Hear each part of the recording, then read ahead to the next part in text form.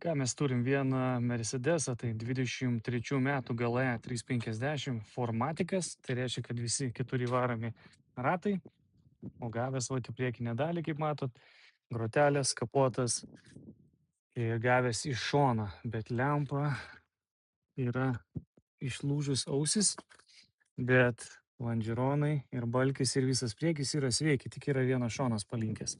Bet panašu, kad lonžironas nėra kliudytas, bandžiau atidaryti kapotą, bet jisai yra užstrigęs, neatsidaro. AMG apdaila, visur partronikai tiek priekyje, tiek gale. Gruodžio 1 aukcionas, parsiduoda ant augimo, pilka graži spalva.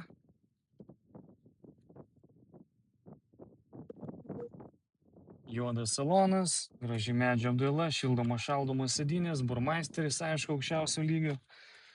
Sėdynės geros, juodas salonas, o pagalvės iššokusios vairo, kelienų bei vienos pusės lubų. Tamsios lubos, ekranas nesudaužytas, viskas čia irgi tvarkinga, švaru, gražu.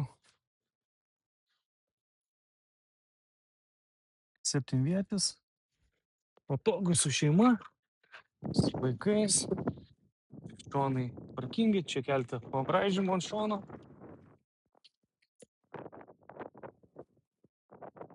Galas irgi neprisikabinsi nei prie ko.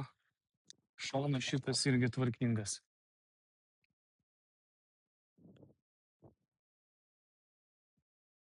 Na, papilmuosiu dar iš šitos pusės, kaip matot.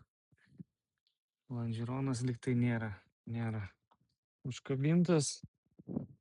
Tai va toks pažeidimas.